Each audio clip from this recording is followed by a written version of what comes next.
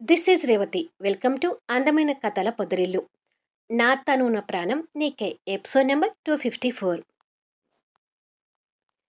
Good morning. మీకోసమే ఎదురు చూస్తున్నాను రండి అంటాడు సూర్య. ఇదే కదా మీరు చెప్పిన ఇల్లు అంటూ బ్యాంకు అధికారులు ఇల్లు చూస్తుంటారు. అవునండి, ఇదే. పైన ఒక పోర్షన్ ఉంది. అది రెంట్‌కి ఇచ్చాము. ఇంటిని మొత్తం ఎస్టిమేషన్ చేసి ఎంతవరకు లోన్ ఇస్తారో చెప్పండి అంటాడు సూర్య. అలాగే అంటూ బ్యాంక్ అధికారులు ఇల్లు చూస్తుంటే క్రాంతి అది విని, ఇప్పుడు ఇంటి మీద లోన్ తీసుకుని ఏం చేస్తాడు? అయినా ఇంటి మీద లోన్ తీసుకుంటున్నానని పెళ్ళానికి ఒక మాట కూడా చెప్పేది లేదా అని మనసులో తిట్టుకుంటుంది. బ్యాంక్ అధికారులు కింద మొత్తం ఇల్లు చూసి, ఒకసారి మేము పైకి కూడా వెళ్ళి చూసి వస్తాము అంటారు. సరే, చూసిరండి అని సూర్య చెప్పగానే వాళ్ళు పైకి వెళ్ళిపోతారు. సూర్య కాస్త దూరంలో ఉన్న క్రాంతి వైపు చూస్తూ, ఇంటి మీద లోన్ తీసుకుంటున్న విషయం తనకి తెలుస్తూనే ఉంది కదా! దేనికి లోన్ తీస్తున్నావని ఒక్క మాట కూడా అడగదేంటి అని మనసులో అనుకుంటాడు. నాకేంటిలే చెప్పేదనుకుంటున్నాడా? అనుకుంటే అనుకోనివ్వు. ఇదేమీ నా ఇల్లు కాదు కదా! అతని ఇల్లే కదా! అతనిల్లు అతను ఏం చేసుకుంటే నాకెందుకు? అని క్రాంతి మనసులో తిట్టుకుంటుంది. బాధతో ఒక్క మాట, ఇంటి లోన్ ఎందుకు తీస్తున్నావని నన్ను అడగొచ్చు కదా! అడిగితేనే చెప్తాను. లేదంటే లేదు అని సూర్య కూడా మనసులో అనుకుంటాడు. నాకేంటి చెప్పేదని అహంకారమేమో. నాకు చెప్పకుండా లోన్ తీసుకుంటే తీసుకొనివ్వు. కానీ ఆ డబ్బులు ఆగం చేయకుండా ఉంటే చాలు అని క్రాంతి మనసులో అనుకుంటుండగా భాను దగ్గర నుంచి కాలొస్తుంటుంది. లిఫ్ట్ చేసి హలో అంటుంది. నేను ఆఫీస్‌కి వెళ్ళడానికి రెడీ అయి నీకోసం వెయిట్ చేస్తున్న క్రాంతి. వస్తున్నావా? అంటూ భాను మాటలు వినిపిస్తుంటాయి. హా! ఇప్పుడే ఇంటి దగ్గర నుంచి బయలుదేరుతున్నాను. కొద్దిసేపు వెయిట్ చెయి వస్తున్నాను అని చెప్పి ఫోన్ పెట్టేసి సూర్య తీసుకువెళ్తాడేమోనని చూస్తుంటుంది. తన చూపుల్లో అర్థం సూర్యకి అర్థమయ్యి, బ్యాంక్ అధికారులు వచ్చారు కదా!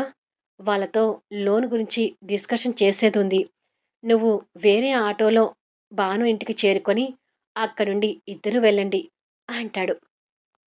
మంచిది అని కోపంగా చెప్పి అక్కడ ఉన్న హ్యాండ్ బ్యాగ్ తీసుకుని వెళ్తుంటుంది. కనీసం నేను అన్నప్పుడైనా ఇంటి లోన్ ఎందుకు తీస్తున్నావని అడగదేంటి అని అనుకుంటాడు సూర్య. నేను వెళ్తున్నది చూస్తున్నాడు కదా! కనీసం వెళ్ళేటప్పుడైనా పలానా కోసం బ్యాంక్ లోన్ తీస్తున్నానని ఒక్క మాట చెప్పొచ్చు కదా! అయినా ఎందుకు చెప్తాడులే. అది అతనిల్లు. ఏమైనా చేసుకొనివ్వు. నాకు సంబంధం లేదు అని మనసులో రోషంగా తిట్టుకుంటూ బయటికి వచ్చి ఒక ఆటో మాట్లాడుకొని వెళ్తుంటుంది. మహా మొండిది. అడగకుండానే వెళ్ళిపోయింది చూడు అని సూర్య చిరుకోపంగా తిట్టుకుంటూ ఉండగా బ్యాంక్ అధికారులు పైన చూసి కిందికొస్తారు. చూసారా సార్ అని అడుగుతాడు సూర్య. చూసాం సూర్య. బ్యాంక్ నుంచి లోన్ ఇవ్వడానికి మాకు ఎలాంటి అభ్యంతరం లేదు. మిగతా డీటెయిల్స్ మాట్లాడుకుంటే సరిపోతుంది అంటారు బ్యాంక్ అధికారులు. సరే కూర్చోండి అని చెప్పి సూర్య వాళ్ళని కూర్చోబెట్టి మిగతా విషయాలు మాట్లాడుతుంటాడు. కొద్దిసేపటికి డిస్కషన్ మొత్తం అయిపోయాక వాళ్ళు వెళ్దామని లేస్తారు. ఎంత త్వరగా వీలైతే అంత త్వరగా లోన్ అమౌంట్ వచ్చేలా చూడండి సార్ అంటాడు సూర్య. తప్పకుండా. మేము బ్యాంకుకి వెళ్ళగానే మీ పనిలోనే ఉంటాము అని చెప్పి వాళ్ళు వెళ్ళిపోతారు. బ్యాంక్ లోన్ శాంక్షన్ అయినందుకు సూర్య సంతోషపడుతుంటాడు. ఇంటి లోన్ తీసుకునే విషయం సూర్య చెప్పలేదనే ఆ కోపంతోనే క్రాంతి భానుతో కలిసి ఆటో దిగుతుంది. ఏంటే అంత కోపంగా ఉన్నావు? మా అన్నయ్యతో గొడవ పెట్టుకొని వస్తున్నావా ఏంటి అని అడుగుతుంది భాను.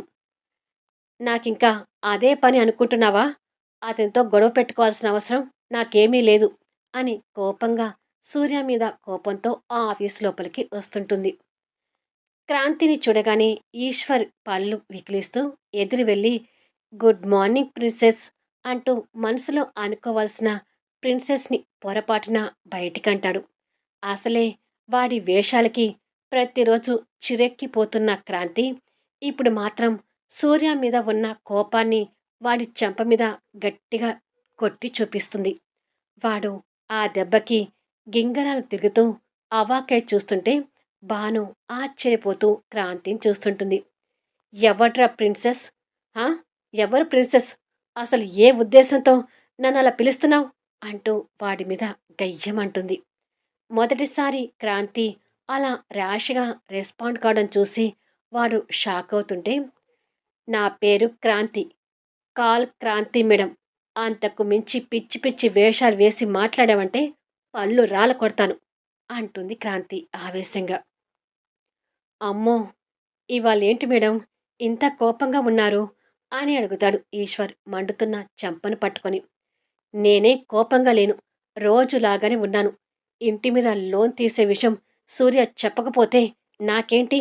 అతను చెప్పకపోతే నాకెందుకు కోపం వస్తుంది? అస్సలు రాదు అంటూ ఆ కోపానంతా ఈశ్వర్ మీద చూపిస్తుంటే తన ప్రవర్తనకి ఈశ్వర్ షాక్ మీద షాక్ కావడం వంతవుతుంది. ఓ! సూర్య అన్నయ్య ఇంటి మీద లోన్ తీస్తున్నాడా? ఆ విషయం ఈ ప్రిన్సెస్‌కి చెప్పలేదని ఈ ప్రిన్సెస్ ఇంత కోపంగా ఉందన్నమాట అని భాను మనసులో అనుకొని నవ్వుకుంటూ ఉంటే, వామ్మో! ఇవాళ నేను లేచిన వేళ అస్సలు బాలేదట్టుంది అని అనుకొని, నేను మళ్ళీ వచ్చి కలుస్తాను మేడం అని చెప్పి ఈశ్వర్ అక్కడి నుంచి జారుకుంటాడు.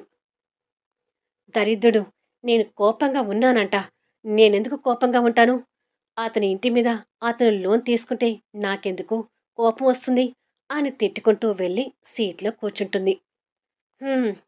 ఈ రాక్షస్‌తో మా అన్నయ్య ఎలా వేగుతున్నాడో ఏంటో అని భాను మనసులో అనుకుంటుండగా, నువ్వేంటి ఇక్కడే ఉండిపోయావు?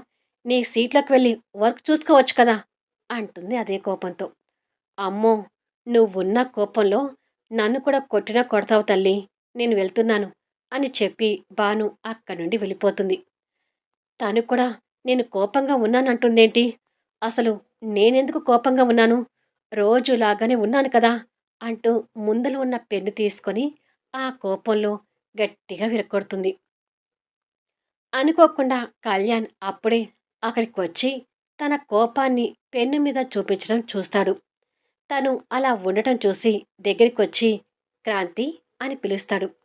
వెనుకగా ఉన్న కళ్యాణ్ చూసి లేచి గుడ్ మార్నింగ్ సార్ అని అంటుంది. Good morning. ఏంటి అలా ఉన్నావు? అని అడుగుతాడు. ఎలా ఉన్నాను సార్? బాగానే ఉన్నాను కదా! అని అంటుంది తమాయించుకుంటూ. పెన్ను 2 ముక్కలు కావడం చూసి ఓకే. క్యారీ ఆన్ అని చెప్పి తన్ని గమనిస్తూనే వెళ్ళిపోతాడు. కళ్యాణ్ వెళ్ళిపోయాక క్రాంతి కూర్చొని అసలు సూర్యకి ఇంటిలో తీయాల్సిన అవసరం ఎందుకొచ్చుంటుంది? అని కొన్ని క్షణాలు ఆలోచించి, హ్మ్. ఇంటి విషయాల గురించి ఇక్కడ ఆలోచిస్తే ఆఫీస్ వర్క్ చేయలేను అని చెప్పి ఆ విషయాన్ని పక్కకు పెట్టి ఆఫీస్ వర్క్ చూసుకుంటూ ఉంటుంది. కొద్దిసేపటికి కళ్యాణ్ క్రాంతి కోపానికి కారణం ఏంటని భానుని క్యాబిన్‌లోకి పిలిపించి అడిగాడు. సూర్య అన్నయ్య హౌస్ లోన్ తీస్తున్నాడంట సార్. ఆ విషయం క్రాంతికి చెప్పలేదంట. తన మాటల్లో ఇది కారణమని తెలిసింది అని అంటుంది. సూర్య హౌస్ లోన్ తీసుకోవడం ఏంటి? కనీసం వాళ్ళ అక్కకి కూడా ఈ విషయం చెప్పలేదే అని అనుకుంటూ ఉండగా ఫోన్ రింగ్ అవుతుంటుంది. ఫోన్ తీసి చూసేసరికి అది సూర్య దగ్గర నుంచి వస్తున్న కాల్. ఆ కాల్ చూసి ఓకే బాను నువ్వెళ్ళి వర్క్ చూసుకో అని చెప్తాడు. ఓకే సార్ అని చెప్పి భాను వెళ్ళిపోతుంది. కాల్ లిఫ్ట్ చేసి హలో అనగానే మిమ్మల్ని ఒకసారి కలవాలి కళ్యాణ్ గారు అంటూ సూర్య మాటలు వినిపిస్తుంటాయి. ఆఫీస్కి రా సూర్య అంటాడు కళ్యాణ్. ఆఫీస్కి కాదు బయట కలుద్దాం. సాయంత్రం మీరు ఆఫీస్ నుంచి ఇంటికి వెళ్ళేటప్పుడు నాకొక్కసారి కాల్ చేయండి. ఎక్కడ కలుద్దాం అనేది చెప్తాను అంటాడు. ఓకే అని చెప్పగానే ఉంటాను కళ్యాణ్ గారు అని చెప్పి సూర్య ఫోన్ పెట్టేస్తాడు. కళ్యాణ్ సూర్య గురించి ఆలోచిస్తూనే ఆఫీస్ వర్క్ చూస్తుంటాడు. ఇక సాక్షి, ఆర్య గుడికి చేరుకుంటారు. ఆర్య పేరు మీద పూజల గురించి పూజారి గారితో మాట్లాడుతుంటుంది సాక్షి. ఈ పూజలు చేసే ముందు గుడి చుట్టూ 21 ప్రదక్షిణలు చేయాలి. ఆ తర్వాత పూజ మొదలుపెట్టొచ్చు అంటాడు పూజారి గారు. అలాగే పూజారి గారు ప్రదక్షిణ చేసి వస్తాను అని చెప్పి సాక్షి బయటకు వెళ్తుంటే 21 కంటే తక్కువ ప్రదక్షిణ చేస్తే ఏమవుతుంది పూజారి గారు అని ఆర్య వింత క్వశ్చన్ వేస్తాడు. అనుకున్నట్టుగా ప్రదక్షిణ చేయకపోతే చేసే పూజకి ప్రతిఫలం దక్కదు అని చెప్పి పూజారి గారు వెళ్ళిపోతాడు. అమ్మో! 21 ప్రదక్షిణలో ఒక్క ప్రదక్షిణ తక్కువైనా నేను చచ్చిపోతాను అని అనుకొని సాక్షి అంటూ ఫాస్ట్‌గా బయటికి వెళ్ళి సాక్షి దగ్గరికి చేరుకుంటాడు. సాక్షి ప్రదక్షిణ చేయటానికి ప్రారంభించబోతూ ఏంటి అని అడుగుతుంది. నువ్వు భక్తితో ప్రదక్షిణ చెయ్యి, నేను కరెక్ట్‌గా లెక్క పెడుతుంటాను అంటాడు.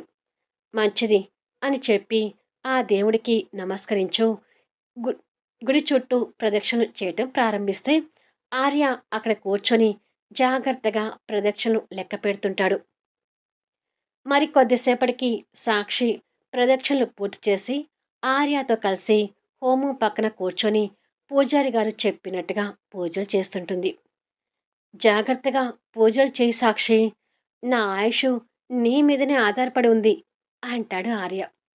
జాగ్రత్తగానే చేస్తాను కానీ పూజలో నన్ను డిస్టర్బ్ చేయకు అని పూజలు చేస్తుంటుంది. తను జాగ్రత్తగా చేస్తుందా లేదా అని ప్రాణభయంతో అన్నీ కనిపెడుతుంటాడు. కొద్దిసేపటికి పూజలు ముగించుకొని ఇంటికి చేరుకుంటారు. హమ్మయ్య! ఇప్పుడు నా ఆయుష్‌కి వచ్చిన డోకా ఏమీ లేదు అని అనుకొని తాపీగా సోఫాలో కూర్చుంటాడు. మరి ఇక నేను ఆఫీస్‌కి వెళ్ళొస్తాను అని చెప్పి సాక్షి హ్యాండ్ బ్యాగ్ తీసుకుంటుంది. నువ్వు బాగానే ఆఫీస్‌కి వెళ్తావు. కానీ నేను కూడా నా బిజినెస్ చూసుకోవాలి. అంటే నేను అమెరికా వెళ్ళాలి. మర్యాదగా నా పాస్‌పోర్ట్ నాకివ్వు అంటూ మళ్ళీ మొదటికొస్తాడు. నువ్విక్కడ ఉండి కూడా నీ బిజినెస్ హ్యాండిల్ చేసుకోవచ్చని మీ బాబాయ్ గారు నాకు చెప్పారు. సో, ఇప్పుడు నువ్వు అమెరికా వెళ్ళి ఉద్ధరించేది ఏమీ లేదు అని చెప్పి వెళ్ళబోతుంటే, ఆఫీస్‌కి వెళ్ళేటప్పుడు పాస్‌పోర్ట్ తీసుకువెళ్ళదు. ఖచ్చితంగా ఇంట్లోనే ఉంచుతుంది. తను ఆఫీస్‌కి వెళ్ళగానే నేను పాస్‌పోర్ట్ వెతుక్కొని ఇక్కడి నుండి జంప్ అవ్వాలి అని అనుకొని పక్కకు చూసేసరికి సాక్షి పక్కనే ఉంటుంది. అదేంటి నువ్వింకా వెళ్ళలేదా అని అడుగుతాడు. నువ్వేదో ఊహల్లోకి వెళ్ళావు కదా! ఆ ఊహలకి బ్రేక్ వేసి వెళ్దామని ఇక్కడే ఉన్నాను అంటూ చేతిలో ఉన్న పాస్‌పోర్ట్ పట్టుకొని చూపిస్తుంది. పాస్‌పోర్ట్ కళ్ళ ముందు కనపడగానే అది ఆశగా అందుకోబోయేసరికి వెంటనే దాన్ని జాకెట్‌లోకి దోసేస్తుంది. ఏయ్! మళ్ళీ దాన్ని నీ బ్యాంకులో పెట్టావేంటి? అంటూ చిరాకు పడతాడు. అక్కడ పెట్టకపోతే నువ్వు ఎగిరిపోతావు కదా మరి!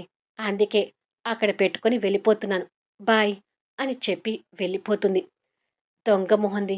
నన్ను ఎన్ని రకాలుగా ఏడిపించుకుంటుందో అన్ని రకాలుగా ఏడిపించుకుంటుంది అని తిట్టుకొని ల్యాప్‌టాప్ ఓపెన్ చేసి ఆఫీస్ వర్క్ చూసుకుంటూ ఉంటాడు. అంతలో కళ్యాణ్ దగ్గర నుంచి ఫోన్ కాల్ వస్తుంది. ఆర్య లిఫ్ట్ చేసి, నేనిక్కడ ఎలా ఉన్నానో తెలుసుకుందామని ఫోన్ చేశావా అని అడుగుతాడు కోపంగా. అవును ఆర్య, కొత్త సంసారం ఎలా ఉంది అని అడుగుతాడు కళ్యాణ్ నవ్వుతూ. నా బొందలా ఉంది. నేను ఎలాగైనా ఇక్కడి నుంచి మాయమై అమెరికాలో ప్రత్యక్షం అవ్వాలి. ఏదో ఒక రకంగా నువ్వైనా సాక్షికి నచ్చచెప్పి పాస్‌పోర్ట్ ఇప్పించు కళ్యాణ్ అని రిక్వెస్ట్ చేస్తాడు. కళ్యాణ్‌కి ఆ మాటలు వినపడ్డా, వినపడనట్టుగా హలో! హలో! అని అంటుంటాడు. హలో! హలో! నేను చెప్పేది వినపడుతుందా?